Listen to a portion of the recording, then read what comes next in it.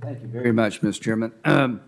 Ms. Altman, does Senator Sanders propose a 12.4% Social Security tax on all income?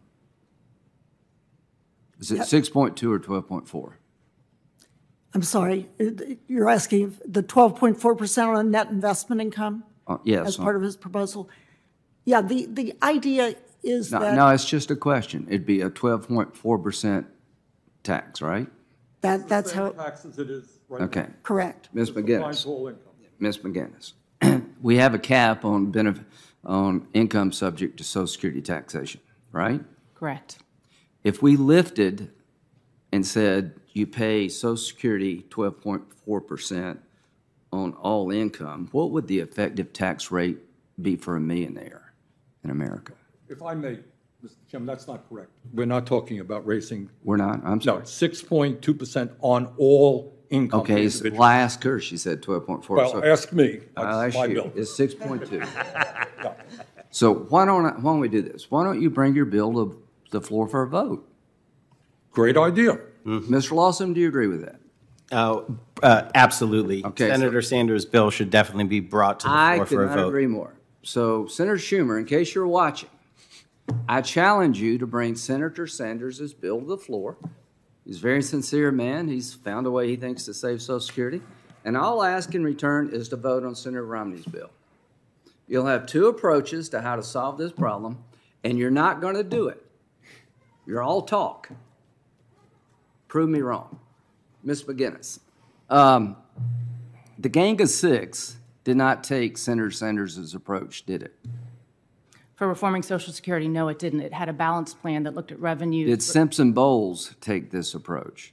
No, it did not. Did the Greenspan Commission take this approach? No, it did not. Do you agree with that, sir? Yes. Okay. The approach that you're advocating is along the following lines. Raise the cap, right? More revenue. Raise the cap, right? Reduce benefits to the people who can afford to take less. Is that fair? Y'all both nodding, right? Okay. Adjust CPI. You're nodding. Yep. And that allows us to restructure the program to get the baby boomers through without going bankrupt. Does that make sense? Is that what we're talking about in general, Ms. McGinnis? Is Yes. that what we're talking about? Yes, Senator, and I think we can also afford to do that while protecting those who are most vulnerable on the And program. one thing you can do is actually have an enhanced benefit for people 80 and over at the lower ends of the economic spectrum. Is that correct? Yes. Count me in for that. So what I want to do is to do what other people have done in the past to bring us together. Mr. Lawson, this may come as a surprise to you, but you're not going to bring us together. So the bottom line is somebody's got to bring us together. I don't think it's be Mr. Lawson. So what I want to do is be brought together in a fashion like people before us. Ronald Reagan and Tip O'Neill adjusted the age from 65 to 67, and it did buy us some time. That alone's not enough. Let's look at maybe doing it once again because we live longer. And if we don't need to do it, great. Count me in for raising the cap on income subject to Social Security taxation within reason. I don't want to have like 70% tax rates in America. But also count me in for people in my income level and my financial situation taking a smaller COLA or maybe a restructured benefit because I can afford it. That's what it's going to take to save Social Security. It's not going to be fixed by taxing the wealthy. That can be part of it. So I'm hoping, Senator Sanders, that we will have a vote of your plan and Senator Romney's plan, but then get on about the hard work of finding a solution that will get buy-in from both sides of the aisle. I really do believe it's possible if there's political will.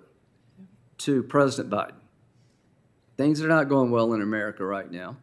Hopefully they'll get better. But you have an opportunity, President Biden, to do something along the lines of Reagan.